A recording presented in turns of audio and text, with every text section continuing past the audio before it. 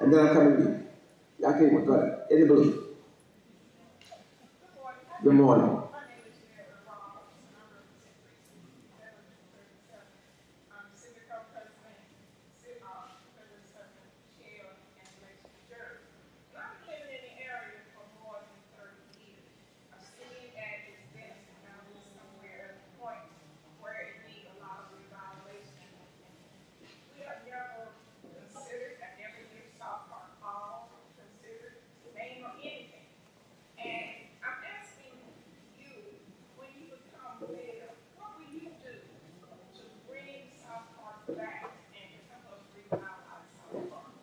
Well, number one, let me just say to you, I'm familiar with South Park. Okay?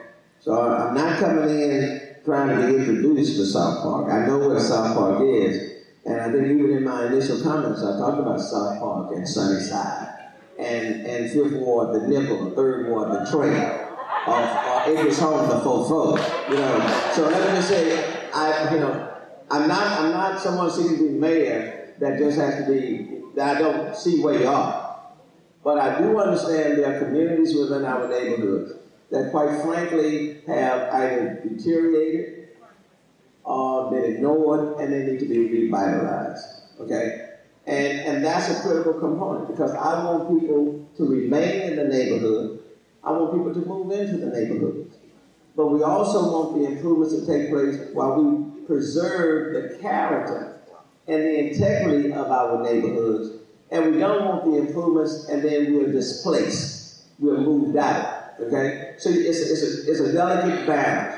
Let me just give you an example of what I've done. Instead of just talking about it in general, okay? Like in my area. We had a city park, West Little York Park, 29 acres, but it didn't have anything going on. It just had the name. And no one was in it because there was nothing new to do. And I went to the mayor at the time, not this one here, and I asked about revitalizing the park. The mayor said, didn't have the money. I said, fine, but that's not really an answer when people will need. Say you don't have it, it's just not an answer.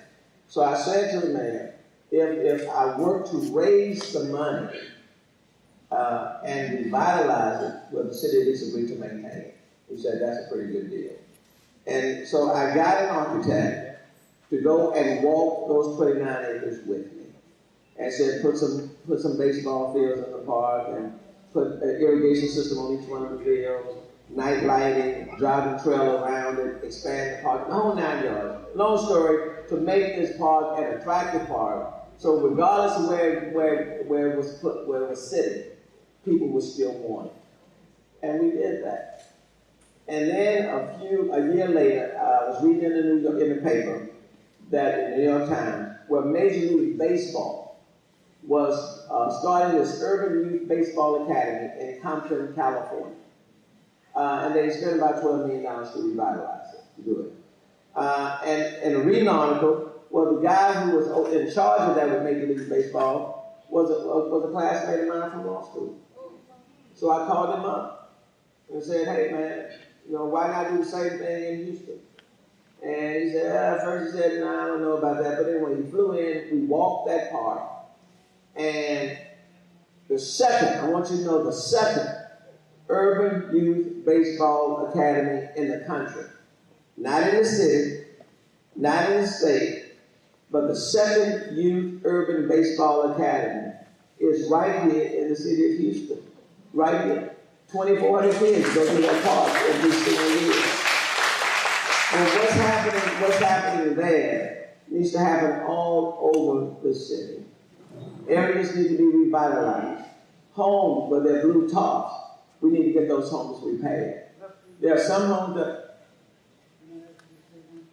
Yeah, hold on one second. Go ahead. No, I just want him to explain to you what he did as it relates to lowering the utility for feed. There you go. In this state. They may not have read that. Right. But Ms. Robinson, did I answer you? Because I don't want to lose you now. Because we've got to put the resources into the neighborhoods. to build up the neighborhoods. The neighborhoods are still in need of affordable housing. They need the infrastructure improvements. They need the better streets, better roads. They want to be safe within those neighborhoods. You need the retail development to occur in those neighborhoods. People are looking for jobs. If people don't have jobs, they don't have the revenue, they don't have the money to do things that are needed. And so you got to have mixed use in those neighborhoods. You got to work with your civic associations very closely to design a plan specifically intended for them in mind. All of those things, the city has to bring all the tools within its toolbox to the neighborhoods in order to improve them.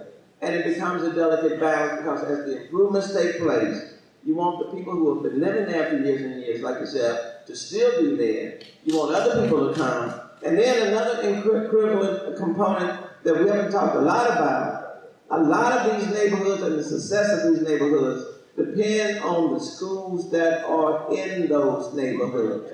Because as long as there are quality schools that are not closing, families, parents will bring their kids and live in neighborhoods where they can have their kids go to school. That's another important component. And all of those pieces have to work together. It's not a quick fix, but everybody has to be on at the table to design neighborhoods specifically tailored for the people who have been there and living there for a long, long time.